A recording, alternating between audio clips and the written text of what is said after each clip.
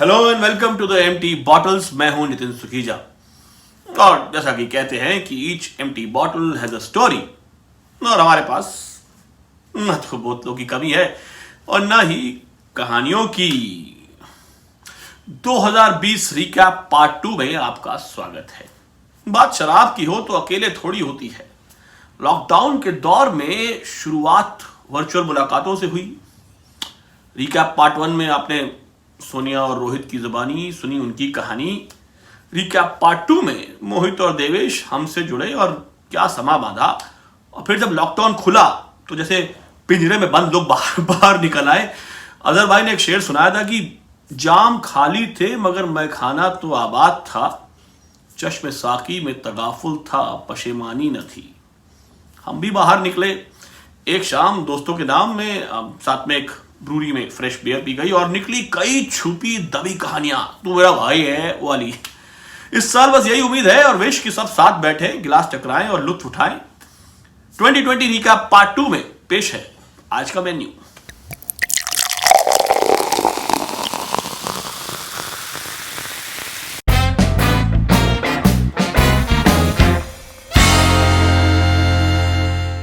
भाई और बहनों, ये है फ्रांस की national drink Pastis 51, created and produced in Marseille, is a drink with sunny origins.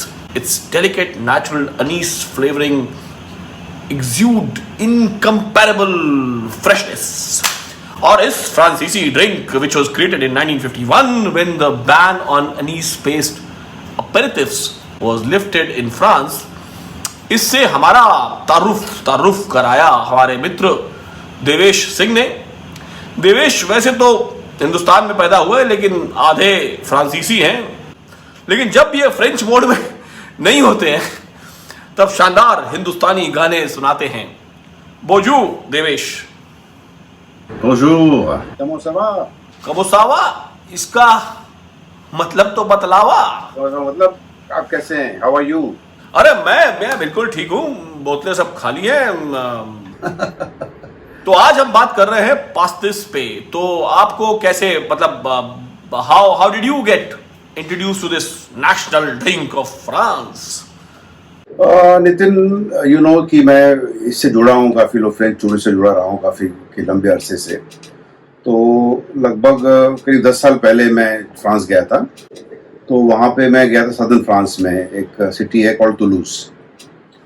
तो वहाँ पर मेरे बहुत से मित्र हैं। तो वो लोग जब जाता था घर पे तो मुझे या रेड वाइन या वाइट वाइन, शैंपेन ये ऑफर करते थे।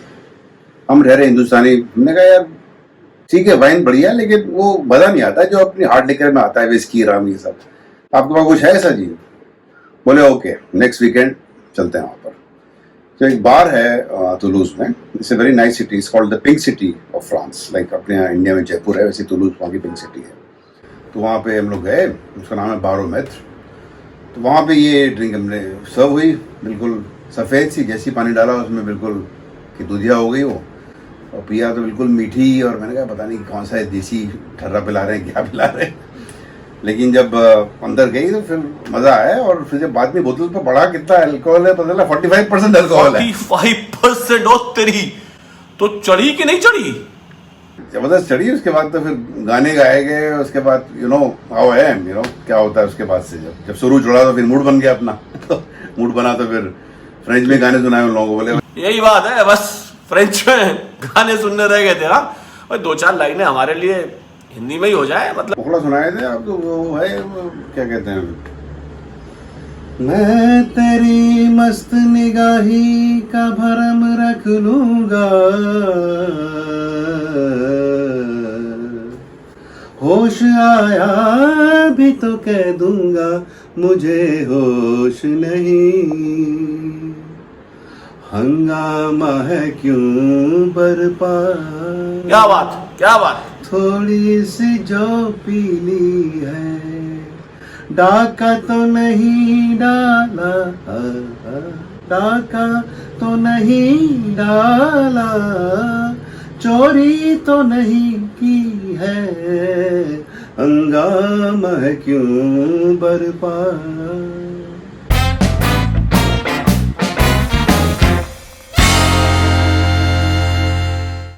लेकिन ये बॉटल कुछ खास है। ये है जेमसन की कास्कमेट्स स्टाउट एडिशन। और ये स्टाउट वाला किस्सा भी बड़ा इंटरेस्टिंग है, लेकिन पहले ये तो जान लें कि व्हाट इज आयरिश विस्की। एक कानून के मुताबिक a spirit must spend a minimum of 3 years maturing on the island of Ireland to be lucky enough to be able to call itself Irish। तो साहब यूं ही नहीं कोई आयरिश विस्की बन जाती। John Jameson was a lawyer in Scotland। Yes, you heard it right, Scotland, not Ireland, Scotland। लेकिन Jamieson तो Irish whisky है। इस रहस्य से पर्दा उठेगा। आगे सुनिए, आगे सुनिए, आगे सुनिए, लेकिन पहले ये स्क्रीन पे देख लीजिए, समझे? तो वकील बाबू John Jameson married Margaret Haig in 1768। Who was Margaret Haig? Haig whisky पी है ना? बिल्कुल सही पकड़े हैं। Margaret Haig was the eldest daughter of John Haig, who was the original manufacturer of Haig whisky. Haig की कहानी किसी और एपिसोड में सुनाएंगे आपको, लेकिन आज कहानी है जेमसन की। तो साहब, जॉन द दामाद got influence by John the ससुर और वकालत को किनारे करके शराब की दुनिया में गोते लगाने निकल पड़े जेमसन साहब। And in 1780 Irish whisky distillation began at Bow street.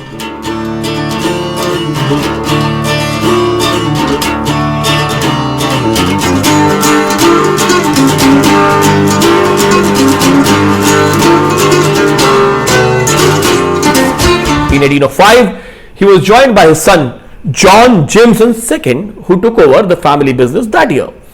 And for the next 41 years, John Jameson II built up the business before handing it over to his son, John Jameson III, in 1851. In 1901, the company was formally incorporated as John Jameson and Son Limited.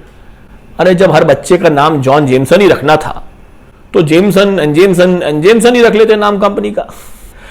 जरा सोचिए कि John Jamieson 3 के बारे में उसके मन में क्या होता होगा। नाम जॉन जेमसन, बाप का नाम जॉन जेमसन, दादा का नाम जॉन जेमसन, दादी के बाप का नाम जॉन, बनाते क्या हो Jamieson whisky.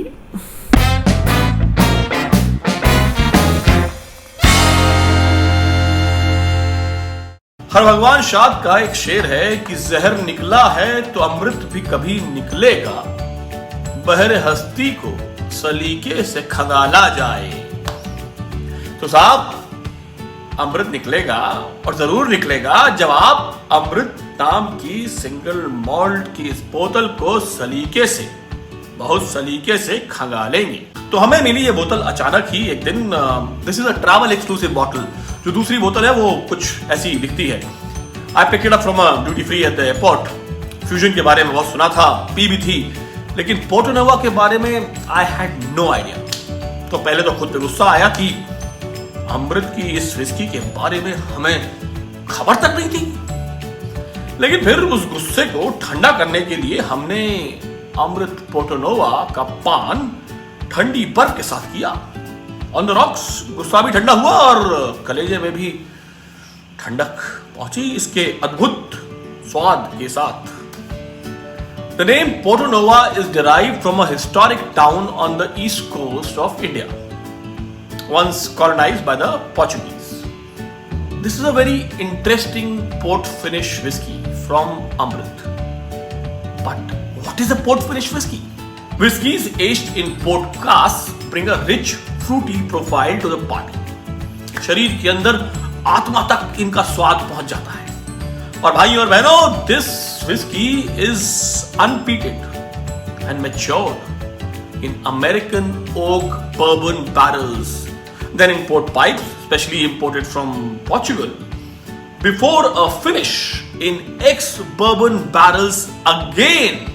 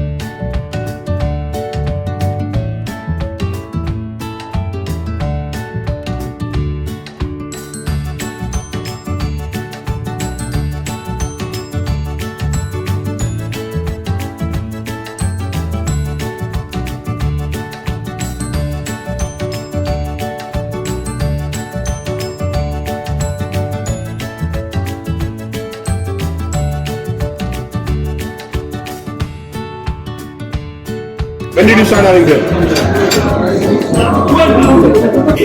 When did you start having beer? I can't remember stuff. It's always been part of my life. As I say, kids have milk, grown-ups have beer. Cheers, man.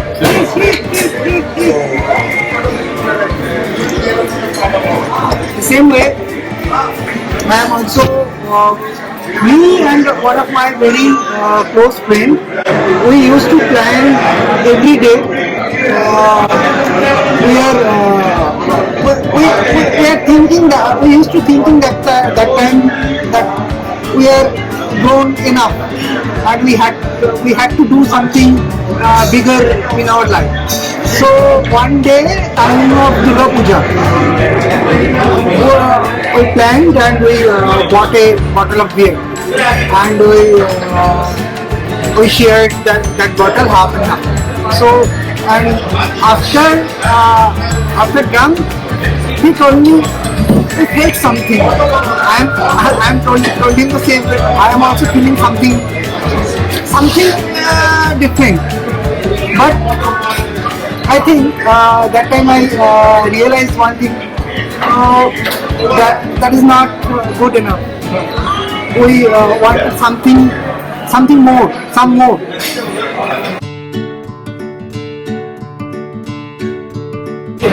We don't have that much of money. But another one. So that story is something. How old were you? कितना बड़ा? We are in class 7 that time. Class 7? Class 7. Class 7. You were in the class 7. I don't know how class 7 is. Class 7 is Not really. 25 that time. So you were about 12. 12, 13 You were years. just on the verge of teens. Exactly. When did you have your first one?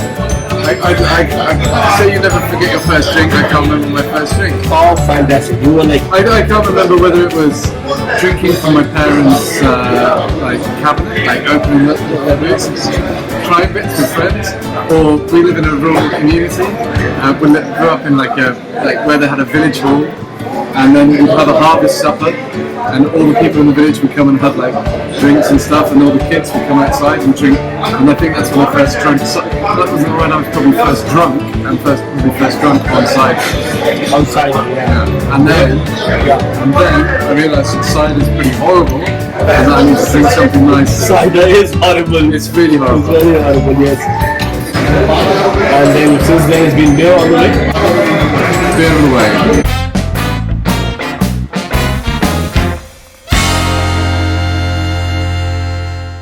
There are three parts to the name: Glen, Morangi, and the Tane. Glen means valley in Gaelic.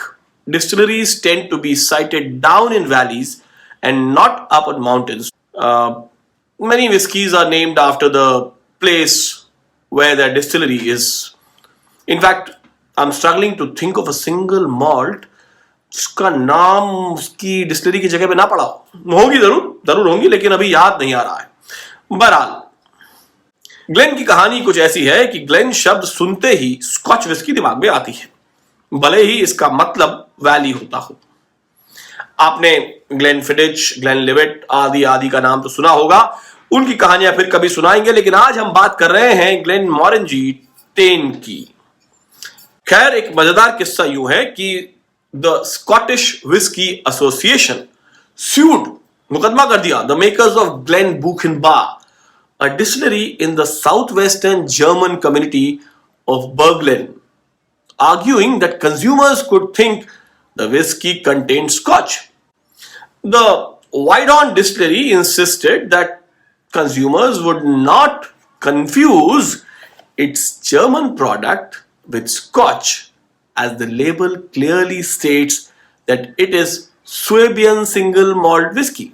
अच्छा, मजे की बात यह है कि Scotch whiskey is actually protected as a GI, geographical indication, in the EU.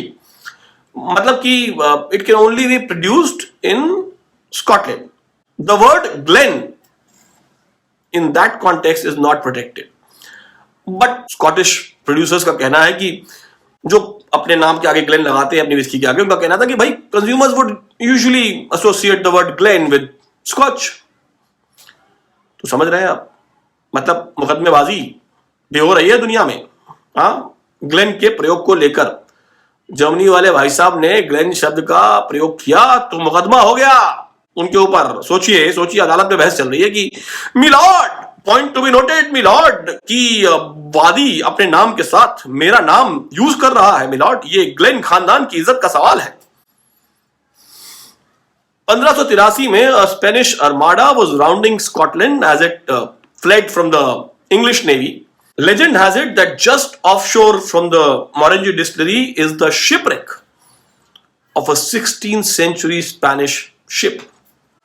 Once loaded with treasure, it is one of many ships lost when the Spanish Armada fled from the English Navy. Glenmorangie Tane captures this tale and is something of a Spanish treasure itself.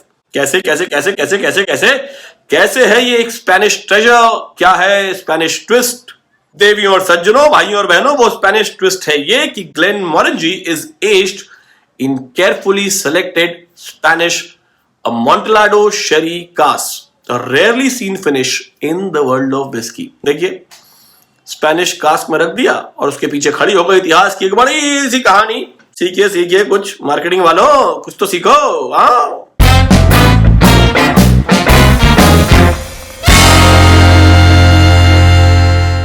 जनता की भारी मांग पर जनता की favourite, आम बोल चाल में the national drink of India कही जाने वाली, and for the longest time the biggest Indian made foreign liquor brand, old Monks legacy is almost 66 years old. 1954 से आज तक इस डार्क रम का टेस्ट सेम है, लाजवाब। वैसे तो ओल्ड मॉन्क के ऊपर घंटों बात की जा सकती है, लेकिन आज के इस एपिसोड में हम ज्ञान की नहीं भावनाओं की बात करेंगे, क्योंकि ओल्ड मॉन्क शायद अकेली ऐसी शराब है इस देश में जिसके साथ हर एक पीने वाले की भावनाएं जुड़ी हुई हैं, जात पात मजहब धर्म के परे। ओल्ड मॉन्क सिर्फ रम नहीं बल्कि हर भारतीय युवा के जीवन का अभिन्न हिस्सा है। वो गाना है ना, पुरानी जीन्स और गिटार बस यादें रह जाती हैं, वैसे ही पुरानी जीन्स और गिटार के साथ हर हॉस्टल में रहे बालक या बालिका के जीवन में शराब का पहला एक्सपीरियंस ओल्ड मॉन्क ही होता है। वो पैसे जोड़ के हॉस्टल में ओल्ड मॉन्क खिलाना, वो पहली बार दोस्तों के साथ पीना, वो पहली बार रम एंड कोक का एक्सपीरियंस, फिर बाद में पैसे कम हो जाने पर कोक को अलविदा कहना, वो पहली बार दिल टूट जाने पर बोतल उठा के सीधा नीट पीना अकेले में। ओल्ड मॉन्क जीवन का वो सत्य है जिसके बिना हम सबकी कहानियां अधूरी हैं। And I'm not the only one who went back to Old Monk as the first drink after COVID. Here is a friend, Mohit, who had the similar experience. मोहित भाई, क्या एक्सपीरियंस रहा? हाँ जी नितिन सर, आपने ये बात बिल्कुल सही बोली कि ओल्ड मॉन्क हमारे जीवन का वो सत्य है जिसके बिना हम सबकी कहानी अधूरी है। और ऐसा ही कुछ सर एक्सपीरियंस मेरे साथ हुआ कि 10-15 दिन सर मैं अपने रूम में बंद था, because I became Covid positive. तो मैं आइसोलेशन में अपने रूम में रह रहा था। और आजकल सबको यही लग रहा है सर कि हमारी इम्यूनिटी सबसे स्ट्रांग है तो हमें तो कोविड हो नहीं सकता, और ऐसे ही मैं भी सोच रहा था, बट हम आ गए कोविड की चपेट में। और जैसे ही सर मैं अपने रूम से बाहर आया तो मुझे पता चला कि भाई ठंड बहुत बढ़ गई है, क्योंकि रूम में रहते रहते मुझे ठंड का बिल्कुल एहसास नहीं हो रहा था। तो अब ठंड से आ गया भाई, 2 ड्रिंक ओल्ड मॉन्क के तो बनते थे। तो पहली जो मैंने ड्रिंक मारी कोविड के बाद वो थी ओल्ड मॉन्क सर। और ओल्ड मॉन्क का सीन ऐसा है सर, मैं आपको बताता हूँ, जब भी मैं ओल्ड मॉन्क पीता हूँ तो वो मुझे सीधा पहुंचा देती है पहाड़ों पे, क्योंकि मेरी इतनी सारी मेमोरीज हैं ओल्ड मॉन्क के साथ, पहाड़ों की, मेरी बाइक राइड्स और ट्रैक्स की। तो वो मेरे को सीधा वही याद आता है सर। मेरे को याद है लेह से श्रीनगर जाते हुए एक हमारी बाइक खराब हो गई थी। Being the tour leader I decided कि भाई मैं अपनी बाइक उसको दे दूंगा और मैं जाऊंगा ट्रक में। तो हमने एक ट्रक रोका, ट्रक के ड्राइवर थे खान साहब। हमने अपनी बाइक ट्रक में चढ़ाई और मैंने सारे ग्रुप को आगे भेज दिया और मैं खुद वो ट्रक में बैठ के आगे निकल गया बाइक लेके। दिल तो सर मेरा हाथ में आ गया था, क्योंकि जिस ऊंचाई पे वो ट्रक चल रहा था और खान साहब जिस तरीके से उसे चला रहे थे, वो hats off to the drivers also who drive on that highway. तो सर रास्ते में चलते चलते खान साहब से काफी बातें हो रही थी और खान साहब ने बस मुझसे एक ही रिक्वेस्ट करी कि मोहित मेरे भाई, हम लोग श्रीनगर पहुंचेंगे रात को 3 बजे, ठीक है? और मैं जो हूं ना, मैं ठेठ ड्राइवर आदमी हूं, और बस तुम एक काम कर देना, मैं तुम्हारी बाइक को श्रीनगर पहुंचा दूंगा, बस तुम किसी को श्रीनगर में बोल के मेरे लिए एक बॉटल ओल्ड मॉन्क भिजवा देना। मैंने बोला वाह खान जी, कोई बात नहीं, मैं जरूर आपके लिए अरेंज करूंगा। तो खान साहब ने मुझे लगभग 18 घंटे की ड्राइव के बाद श्रीनगर उतारा, मैंने बाइक उतारी अपनी, और जब मैंने खान साहब को वो ओल्ड मॉन्क की बोतल गिफ्ट करी तो खान साहब एक्चुअली में उनकी आंखों में एक अलग ही चमक थी ओल्ड मॉन्क को देख के। तो सर ये इमोशन है ओल्ड मॉन्क का। और सर ऐसे बहुत सारे किस्से हैं मेरे जिसमें हम लोग के ओल्ड मॉन्क मेमोरीज हैं। We don't call it memories, we call it Old Monk memories, because tracks पे जाते हैं तो रात को जब ट्रैक करके अपना कैंप सेटअप करते हैं तो first thing we want to do is set up the barbecue and take the Old Monk out and you know just have a blast there. So for me sir Old Monk is an emotion, it's not a drink. तो साहब 2021 की शुरुआत की जाए अब। नए हो रिश्ते, नई हो बातें, नई मंजिलें, नए इरादे, नई बोतलें, नई कहानियां, नए हो साथी, नई रवानियां। अख्तर अंसारी का कहना है कि मिला कि कतरा शबनम में रंग और निखत गुल, कोई शराब बनाओ बहार के दिन है। मुलाकात होगी नई बोतलों और कहानियों के साथ। चीयर्स।